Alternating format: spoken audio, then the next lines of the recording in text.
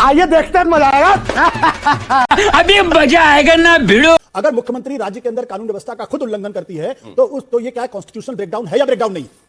कोई मुझे बता दे।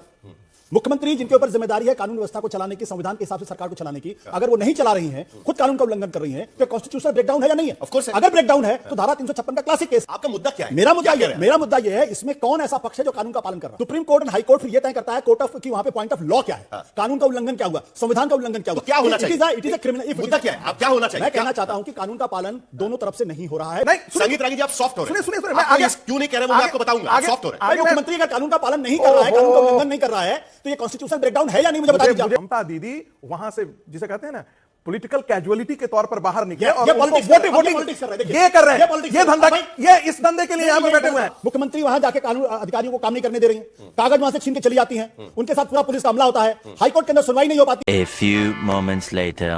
मालिक वो देखो। आप हमेशा संविधान के रक्षा की बात करते हैं। देखिए, ईडी की कार्रवाई को लेकर तो हम कई बार सवाल उठा चुके हैं, ईडी के स्ट्राइक रेट को लेकर तो हम कई बार चर्चा कर चुके हैं। जो भी स्ट्राइक रेट वो बताते हैं या जो कन्विक्शन रेट वो बताते हैं, वो उन केसेस का बताते हैं जो केसेस आखिरकार अदालत में खड़ी हुई, लेकिन जितनी रेट्स हुई बाकी सारी उस पर तो हम कई बार बात कर चुके हैं। लेकिन क्या ये तरीका है? अभी बदत है भाई, अभी बदत है। अगर ऊपरी तौर पर देखेंगे तो ये कोई तरीका नहीं है, और अगर कोई सरकारी दफ्तर या कोई सरकारी अफसर या एजेंसी अगर कार्रवाई करती है तो उसको कार्रवाई करने देना चाहिए। मेरा मानना है कि ये तो मामला ना तो सुप्रीम कोर्ट जाना चाहिए ना हाई कोर्ट जाना चाहिए। इसमें कानून बहुत स्पष्ट है।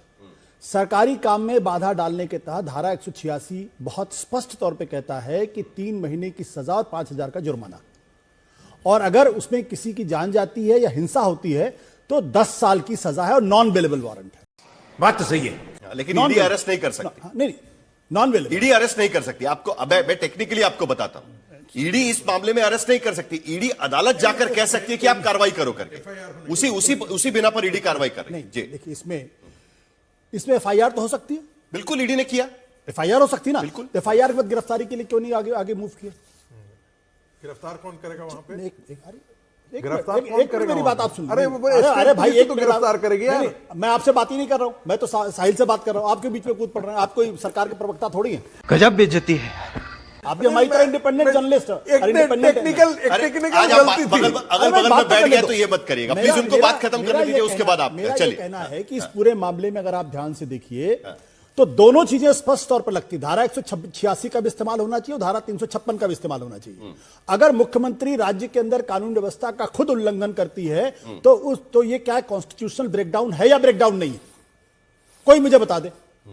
मुख्यमंत्री जिनके ऊपर जिम्मेदारी है कानून व्यवस्था को चलाने की, संविधान के हिसाब से सरकार को चलाने की, अगर वो नहीं चला रही हैं, खुद कानून का उल्लंघन कर रही हैं, तो कॉन्स्टिट्यूशनल ब्रेकडाउन है या नहीं है? ऑफ कोर्स है। अगर ब्रेकडाउन है तो धारा 356 का क्लासिक केस है। शाबाश।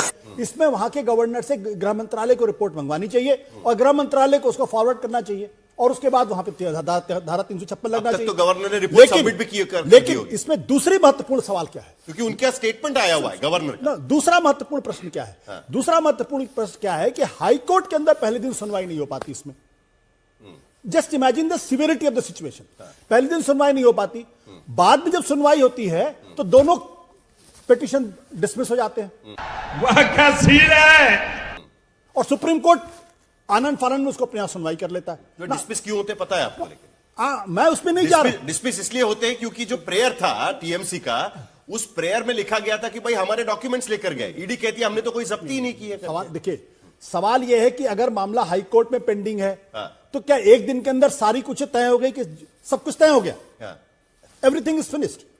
भाई, या तो सुप्रीम कोर्ट में पूरे मामले की सुनवाई होती, थारो सुनवाई होती, वहां से अगर इंसाफ न्याय नहीं मिलता तो सुप्रीम कोर्ट आया जाता। आपका मुद्दा क्या है? मेरा मुद्दा यह है इसमें कौन ऐसा पक्ष है जो कानून का पालन कर रहा? यही नहीं, अभी और सुनिए। अगर ईडी को लगता है कि उनके अधिकारियों के काम में दखल हो, चलो मुख्यमंत्री को आप अरेस्ट नहीं कर सकते। जो पुलिस अधिकारी थे उनको आप आज अगर वहां की डीजीपी को नोटिस दिया गया है, जो पुलिस अधिकारी वहां जाते जिन्होंने फैसिलिटेट किया, ईडी किसी को अरेस्ट नहीं कर सकती। आम कह रहा हूं, कार्रवाई रोकने के लिए एफआईआर तो दर्ज करा सकते हैं। बिल्कुल कर सकते हैं, और इसीलिए तो अदालत में गए वो। इसके लिए आपको सुप्रीम कोर्ट जाने की जरूरत नहीं है। 17 के तहत पीएमएलए के आर्टिकल साहिल, इसके लिए आपको सुप्रीम कोर्ट जाने की जरूरत ही नहीं है। Supreme court and high court are the constitutional courts, लेकिन they are not the normal courts. Supreme court वो इसलिए गए क्योंकि हाई कोर्ट के भीतर उस दिन जो हुआ वो सबने देखा। झूठ बोलो, बार बार झूठ बोलो। इसी की वजह से No. उनको जाना पड़ा। नो, सुप्रीम कोर्ट और हाई कोर्ट फिर यह तय करता है कोर्ट ऑफ की वहां पे पॉइंट ऑफ लॉ क्या है, हाँ। कानून का उल्लंघन क्या हुआ, संविधान का उल्लंघन क्या हुआ, तो क्या होना चाहिए? It is a criminal. मुद्दा क्या है? आप क्या होना चाहिए? मैं क्या? कहना चाहता हूं कि कानून का पालन दोनों तरफ से नहीं हो रहा है, बहुत स्पष्ट है, बिल्कुल स्पष्ट है। इसमें सुप्रीम कोर्ट के क्रिमिनलिटी क्यों चेक करेगा? सुप्रीम कोर्ट ये चेक करेगा। आप संगीत रागी बताइए। violation है आशुतोष या कह रहे हैं कि violation दोनों तरफ से गलती है। देखिए आंसू, देखिए कई बार होता है ना कि जब केस डिफेंडेबल नहीं हो ना तो बड़ा बार यही कहा जाता है कि दोनों तरफ दाग है। क्या कहना क्या चाह रहे हैं भाई आप? भाई हाई कोर्ट ने क्यों नहीं उस समय ऑर्डर किया कि इन सभी को बाहर करो या इनको जेल डाल दो? उस समय क्यों नहीं जजमेंट में आया? नहीं, एक प्लीज मुझे अपनी बात करने, जैसे पेशेंस से आप अपने मित्र को सुने ना, जरा दुश्मन को भी सुन लीजिए। थोड़ी दुश्मन है हमारे। नहीं, थोड़ा प्यार से, प्यार से सुन लीजिए। दूसरी बात लॉलेसनेस syndrome। अरे भाई आप अनुराग भदौरिया की तरह नहीं हो, इसीलिए हम टॉलरेट कर रहे हैं।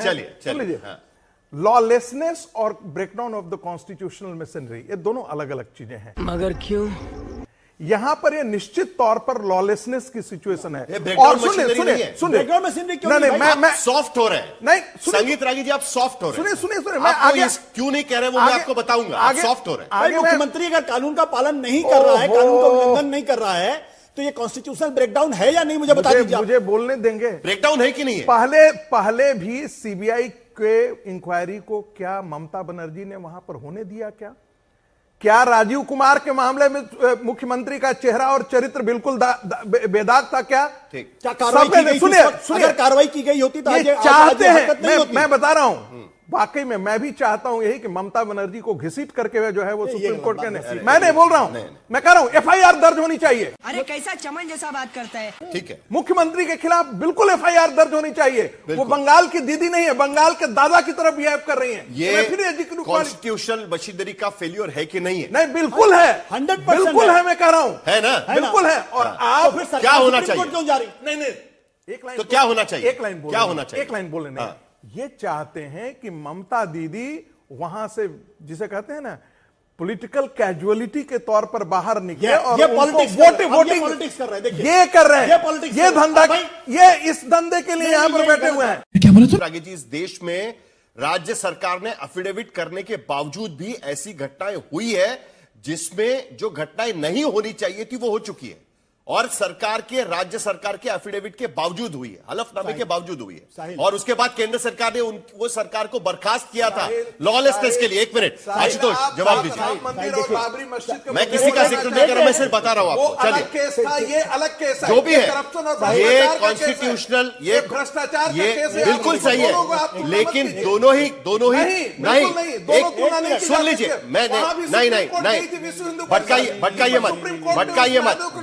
नहीं किया, एक मिनट, भटकाइए मत, नहीं इंटरटेन किया गया था, भटकाइए मत। ये क्या है? यहाँ पर भी लोग कोर्ट से संगीत रागी, मैं सिर्फ आपको यही कहना मैं सिर्फ इस बारे में यही कहना, एक मिनट, नहीं प्लीज, नहीं प्लीज, मैं किसी को डिफेंड नहीं, बिल्कुल डिफेंड नहीं कर रहे, आप गलत मत बोलिएगा।